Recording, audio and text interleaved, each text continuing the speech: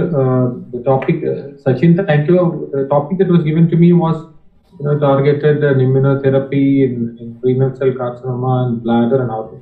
I thought it was really too much to cover in the 30 minutes that we were given. So I thought, okay, at least I'll focus on one disease and try to cover the entire range of what you have given. And I welcome my panelists. Thank you all of them. And my first, I'll begin with the panelist.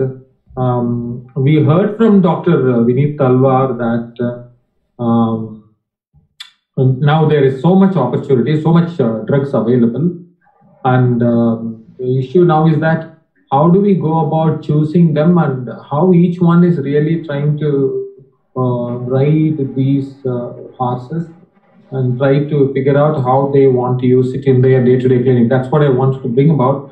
So sir, Dr. Niti Rajada is also there. She would also be in the Dr. Niti Rajada. Dr. Niti? Yeah. Okay, thank you for that. And I thought I'll have 2 to 3 cases, actually 4 cases are there. Whatever time permits, I'll keep going on. Whenever you want, you can stop me. And a bit of how each one will manage in their current setting today. That's what I want to focus. And Dr. Talwar pointed out 2 important things. One, when he decides, he told that look at the risk category, and then he also said that look at their tolerance to immunotherapy. That seems to be 2 important keystones how one makes the decision today. It looks like that. So my question to, I'll begin with Dr. Chandan.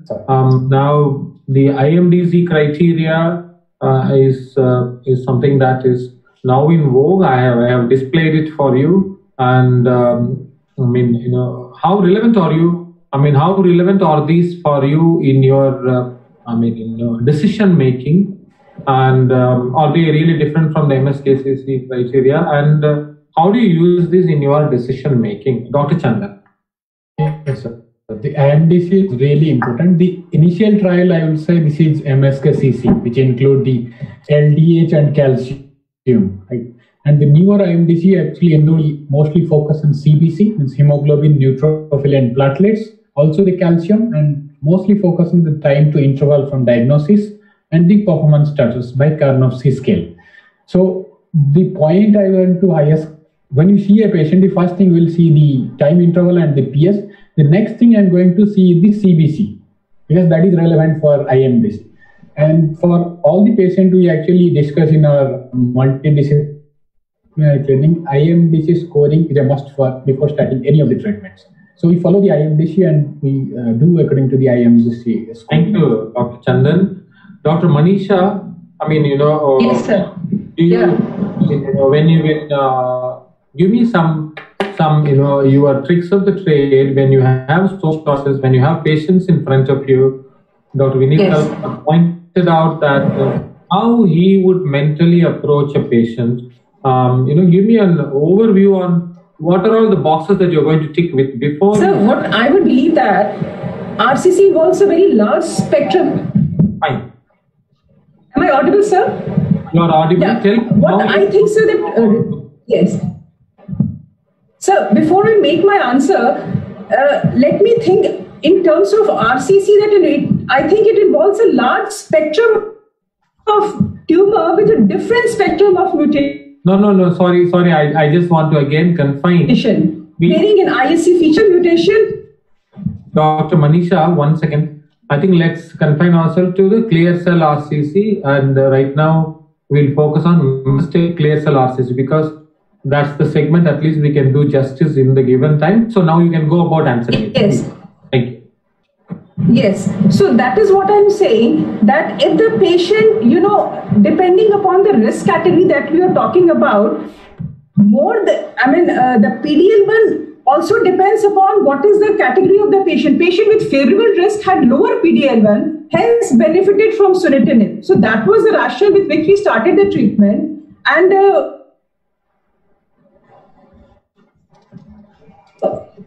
intermediate and high risk patient has so more responsive to the IO therapy. Fine. So for favorable risk, intermediate and poor risk, I'll use a combination of IO until and unless we have a more mature data that or the patient can go for, as per the trial that Dr. Vineet Talwar has shown, the axitinib and also the pembro has upcome in the favorable risk. But to me, for the favorable, I think I'll go with sunitinib upfront. Okay. Dr. Vineet, I'll come to you. I'm just beginning with, this. Sir, Dr. Vineet's signal has dropped. He's not there for maybe he's rejoin. Yeah. No problem. When he rejoins, please let me know. Yeah. And, I'm. This is one of the cases that we saw long back. This patient was operated clear cell carcinoma 2015, presented with metastatic disease in 2017. And the clear cell carcinoma, as I pointed out, I want to confine the discussion to this particular segment, and presents with local recurrence and lung metastatic disease with a favorable IMDC profile in July 2017. So my question to my panelists is very simple. In their day-to-day practice, I have given a simple model case, a reasonably middle-aged patient with a favorable IFDC profile, clear cell carcinoma. Dr. Chitresh, in most of your patients, what would you want to choose, Dr. Chitresh? Sir, are we going for a PDL testing again for the metastatic side? No, I am not asking about PDL1 testing at this point. My question to Dr. Chitresh. Chitresh, how do you choose therapy in such a simple model patient in most of your patients, if you are available? Dr. Chitresh. Chandan, maybe you can take it. Okay, sir. This is the most common scenario in our patients. The patient with metastasis, lung metastasis or bone metastasis or liver metastasis with a favorable IMDC profile. See, my choice of in this patient, the TKI, and most of the time I prescribe pazopanib and sometimes sunitinib. Okay. And the question here is that, we have also started, I totally agree with you, in 2017, we have started this patient on sunitinib. And in about a few months' time, in February 2018, the patient shows a partial response. And so now already Dr. Vineet Talwar presented these NCCN guideline options to us. And which patient would you want, Dr. Chandan, to consider TKI, and which patient would you want to consider IO plus TKI? How do you go about it? Patients who are poor IMDC patient, they're really bad patient for TKI only. So if everything permits, I'll go for pembrolizumab and axitinib. The few patients I actually started on pembro and axitinib, they are doing excellently well. That's why I'm very much happy to use pembro and axi for the poor risk IMDC patient if affordable and all things are fine. Okay, we'll ask the other panelists, Dr. Nitin, if you are there. Nitin. Dr. Nitin. So yeah. If this is a favorable risk patient and if I have all resources, in the first line setting, I would want to use the best combination. And probably perceived combination may not be a real option, but may not data proving it to be superior, but I would probably try to use pembro and axitinib in the first line setting.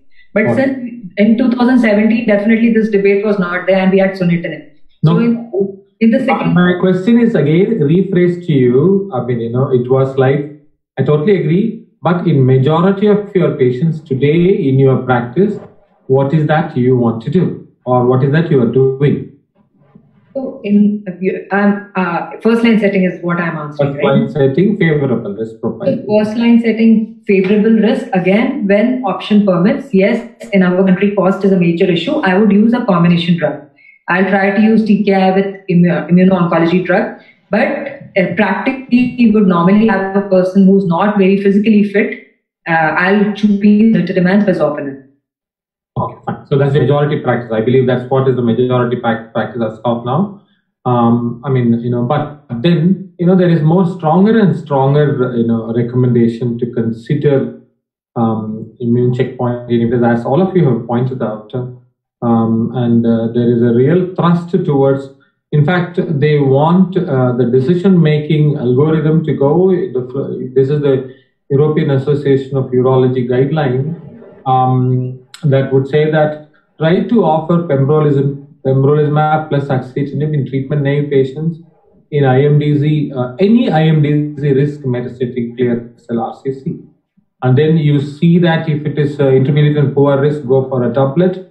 And then the way the recommendation is gone about is sunitinib, pazopanib in patients who cannot receive or tolerate immune checkpoints. So what I'm trying to allude is look at the thrust towards the immune checkpoint inhibitors. That's what I'm pointing out. But of course, in a day-to-day clinic, you have all pointed out what we can do. And Dr. Talwar alluded to this data from Checkmate 214. So let's look at this particular data in some close quarters. This is the data, the doublet, and what happened with this data is this Nivo-EP, and this is the intention to treat arm. There is an OS superiority, but when you look at when you divide them between favorable risk profile patients and intermediate and poor risk profile patients, you immediately realize that the doublet did not benefit as far as the OS goes in favorable risk profile patients, and the benefit was clearly confined to the intermediate and the poor risk patients. Whereas the pembrolizumab and axitinib combo, the IO and immune checkpoint combo, showed superior PFS and OS in the intent to treat population, and also in the favorable risk profile, you see that there is a PFS superiority and there is an ORR superiority. I think based on that, I think I agree with most of our panelists who would say that in the real life setting, they are doing either sunitinib or pazopanib, but then given a choice, they would want to go for IO and axitinib option. That's what they said. And now I will come to Chandan. Chandan, in intermediate poor risk patients today, how comfortable you are in offering them, straight away these immune checkpoint inhibitors, either as a singlet or as a IO combo plus TKI, or as a doublet. How practical is it happening in your setting, Dr. Chandan? Yes, in my setting, if it's a poor risk patient, I will definitely counsel for the combination of VEGF and IO. In intermediate, I will give two options: give for the IO and VEGF or the TKI. Okay. It's fine for me in intermediate risk because the benefit is very thin, buffer thin. That's why both are fine for me in intermediate group. And cabozantinib is not yet available for us. I agree. Now, Manisha, how would you negotiate this patients, intermediate and poor risk patient in real life setting? What do you do? How do you counsel? How do you get them to the table finally on some choice or other? Dr. Manisha Singh?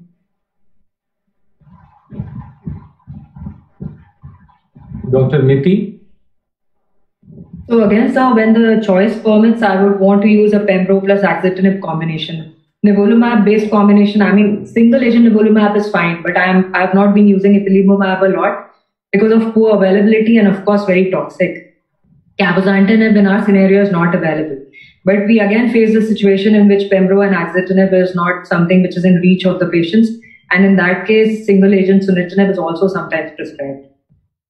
Agreed. So you say that finally it still boils down to our age-old sunitinib or pazopanib, or maybe in some patients. Can I say something? Yeah, yes, please. Yes. Even if I counsel for the IO and VEGF and all sort of things, most of our patients are still going to receive the pazopanib in poor risk patient also. So I have to see a lot of things before saying the IO and VEGF. No, that's totally agreed. But the message here is that at this point, at least 2 years back, even this counseling was not there. That's what I want to tell you. There was no way. Yes, definitely. Now we are better counsel for IO. I think there is so much of availability of data, and again so much of conviction from all the panelists, and again rest of the fraternity, that I would believe at this point, if there is a poorest patient, at least all of us are going to try and counsel them for a IO plus TKI or a doublet IO if possible. So is that a fair statement to make, Dr. Niti? So as Dr. Chandan, Yes. what are all the, if at all you are counseling, what are all the adverse events that we need to cover for IO plus TKI or a doublet IO? What are all the adverse events that you will look for if at all you start your patients? So I want to say the IO are relatively tolerable. The important side effect which actually sees by image by the testing only, mostly endocrine toxicity, hypothyroidism is the most common toxicity I actually encountered frequently.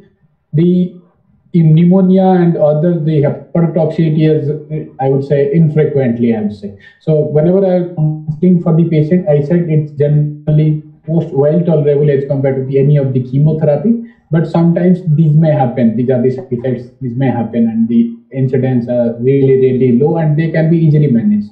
The TKI in returns, TKI, the most important toxicity for me is fatigue. Most of my patients are really, really fatigued and diarrhea for sunitinib and pazopanib. So these are the important side effect toxicity, and obviously the hand-foot syndrome. I usually counsel the patients for this. Dr. Rajesh sir, Dr. Chitresh Agarwal is there now. You can involve him here. Thank you. I will involve. Thank you, Sachin. So I know there's a good amount of counseling that goes on. Dr. Chitresh, are you able to hear us, Dr. Chitresh? Yeah, good evening to you. And we were really trying to break our head on what are the first line options in clear cell metastatic RCC, given that there are so many choices available, and we were trying to say that there are two worlds. There is a dream world and there is a practical world. And practical world is finally, we all dream about all the IOs and finally come to TKI. That's what the panelists have been. So for all, though there is data for everything, but I still in my own clinical practice, most of my patients end up using TKIs, pazopanib or sunitinib. Though we counsel for intermediate and poor risk or immunotherapy plus TKI combination. But I think in my practice, at least most of the patients, they end up using TKIs alone. And in that also, pazopanib is the most common one. Put a number to that. How many percentage of your patients would end up on first line IO, either singlet, doublet, or IO TKI? Just give a number. So 20% at the max. 20%. That even I would say that's also very encouraging. Do you have any formula to see in which one you would want? Is there a way you would go about? I have put some ideas how you can consider nivo-ipi or a pembro-axitinib in front of you. What is your practical note on how you want to go about negotiating? So sir, ipilimumab I have never used, and I don't think it's available to us. So for all practical purposes, what counseling I do is for pembro and axitinib. And the choice of the therapy, the discussion is mainly for using pembro plus axi versus pazopanib or suitinib. And most of the patients, owing to the financial cost or the availability, most of them end up using pazopanib alone in the first line. Fine. So we had a patient, and that patient, went on to be on sunitinib. First line is on sunitinib for the past 4 years. So I have a dilemma: how long to continue and all that one. That's fine. That's at least a good dilemma. We'll leave it there. I'll try to cover some of the second line options here. And Dr. Chitresh, since you joined later, I have a second patient who is a 66-year-old patient who is in a good performance status and metastatic RCC on sunitinib, and in 2017, late 2017, presents with the disease progression. And so in patients on sunitinib, when they are disease progression, today in your setting, what are your choices, Dr. Chitresh? So for any patient who is progressing on oral TKI like sunitinib in first line, I tend to offer immunotherapy in the second line, sir. Okay, so what choice of immunotherapy? So most of my patients are even nivolumab single agent is the most common drug. Perfect. So we did something like that, but that was in 2017 July. This is one of the earliest patients on nivolumab.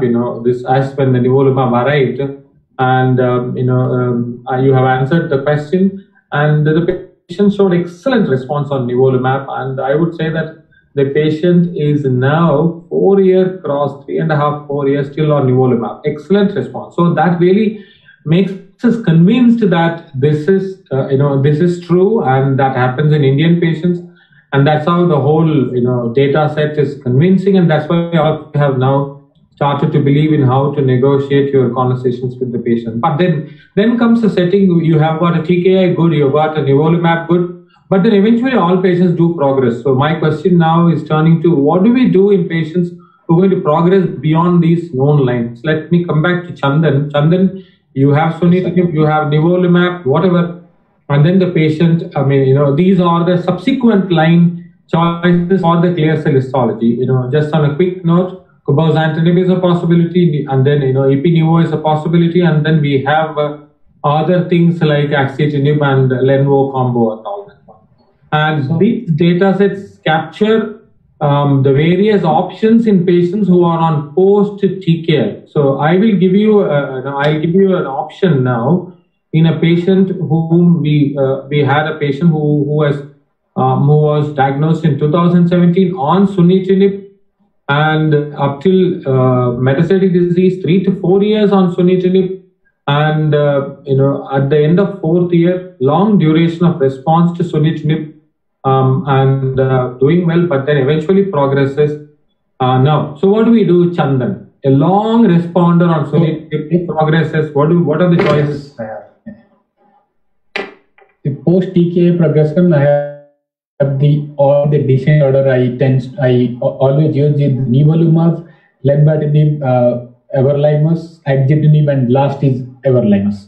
So if patient is really good and there is no problem, I will use nivolumab. The second option is lenvatinib and everolimus. I will counsel this may cause mucositis and other side effects definitely more than the nivolumab, but the outcome is equal to nivolumab, almost equal to nivolumab. If both things are not available, then I would go for axitinib, which is give me around 15 months of OS. And if it's nothing available, I'll go for the everolimus, it's around 6. So I have talked to you in September 2019. Imagine that, and I have put this patient on axitinib, and as you rightly said, very useful response to axitinib, and we had a PFS of about 6 to 7, 8 months, and nearly now more than 12 months have gone with axitinib. The patient is still going on, but then I'm giving you another patient whom I have already exhausted. Axitinib. I have patients who have progressed on axitinib, and this is again a long runner. He was diagnosed in 2013 and then went on to be on sunitinib and was axitinib more than a year on axitinib and has progressed. So I can come to Chitresh. I'm giving you, and this is a real patient who has progressed on axitinib. And this happened in 2016, so that context is 2016-17. So Chitresh, your choice. Immunotherapy has been given to her or not? Sir, immunotherapy has been given to her or not till now? In 2016, we didn't have. 2016. Okay. So she was treated only with axitinib and sunitinib, axitinib. Sunitinib, axitinib. So then, sir, the everolimus, and one option is everolimus in this case. No problem. We put this patient on cabozantinib. That was used at that time. We could get cabozantinib, and you could see that there is an excellent response with cabozantinib after 6 months, and the durable response for about an year on cabozantinib, and eventually progress. At that time, we didn't have an answer. January 2017, so we lost patient. But then coming to another subset of situations, I think Dr. Vineet Talwar touched upon these data. This is the Titan series in which. Okay, Raj, I think we need to. No, I have another 3 minutes. I'm on my clock, sir. Okay. So Nivo EP on patients who are already exposed to as a salvage. I mean, this is the data set, and so my question to if Dr. Manisha is available in patients who have progressed on either on axitinib or sunitinib, what is today's context on salvage, nivolumab and ipilimumab? Any idea and any preference, or would you want to do that, or do you think it's all very hypothetical? Dr. Manisha. If Manisha is not there, can I turn? Dr. Talwar is there. He can maybe. Oh, okay. Dr. Talwar, we were briefly not able sorry. to. I just. Sir, can I? Yeah, I'm here. Yeah. Hello? Manisha, please go ahead. Yes, sir. So, as the patient had already been exhausted with sunitinib and axitinib, the first thing that I want to know is the performance status of the patient and how much the patient can tolerate the drug. If at all the performance status is 1 or 2, the patient is fit to tolerate, definitely I'd prefer to give a combination of immunotherapy. Now the question here is IO plus IO, IP I don't think is very much available in India. Had it been, I would have preferred, because the toxicity profile, if you compare the both, is always favorable. But since the availability of Faxi and is much to us at the moment, I'd give for a combo. If at all the patient cannot tolerate the combination, then we can go for a single agent Nivo in this patient. Yeah, thank you. We do have access to ipilimumab, and we already have 3 patients on ipi-nivo combo, particularly on salvages. This is one of our patients on ipi plus nivo combo. So, but then I think these are all very anecdotal patients. I'm not saying that is the way one has to treat.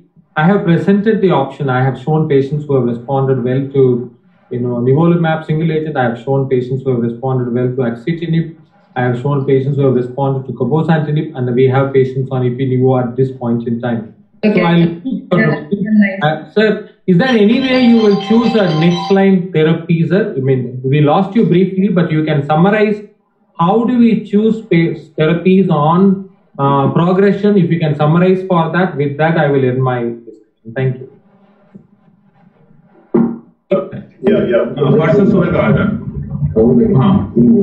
Hello. Am I audible? Yes, sir. Yeah, Dr. Rajat, I'll briefly go to your case, which you had told a case on sunitinib, who was doing well for a few years, and after that the patient progressed. What would you like to have as a choice? Sure. There has been an old study earlier, in which it was seen that if the patient is doing good on a VEGF and has crossed 2 or 3 years, then there is always a chance that the patient might do well after with another VEGF. Absolutely. So if we have similar patient. We showed that they responded to axitinib. So that is which happened in that case. So if it is a patient who's responded very well on a VEGF for a long period of time, then there is no harm in trying a second VEGF. Correct. If the duration of interval is short, then definitely we switch over to a single agent nivolumab or a single agent IO or IO plus CTLA4, keeping in mind that you don't need a quick response. If you need a quick response, then IO is not the drug of choice, because it requires at least 4 to 6 weeks to get the desired action. So if the patient has really progressed quickly, then probably something like combination of pembrolizumab plus axitinib or everolimus plus lenvatinib, which gives you a quicker response than a single agent IO alone. If the patient has taken a IO and a TKI, then the next line definitely would be cabozantinib, which can be given to these patients. And as you have shown, that patient did very beautifully, despite the fact that there were multiple sites on progression. If cabozantinib is not available, then of course everolimus and lenvatinib is there. So-called, quasi-salvage, when you give sunitinib with an IO, that is also possible. I showed in my study there are 2 studies which are going on, that is EP plus Cabo versus, Nivo plus Cabo versus sunitinib. So once the tool or the results are there, then probably we'll get much wiser with that. Thank you, sir. Thanks for the summary. I have alluded the same thing. Yeah, you exactly said the same Go thing. for major, brief, then go for. So you have already summarized it. I know Sachin must be getting tense, but all I want to end up is that there are a plethora of options, but then how do we go about choosing that? I think we had the wise man's summary from Dr. Vineet Talwar. Thank you for this opportunity, and I want to thank my panelists.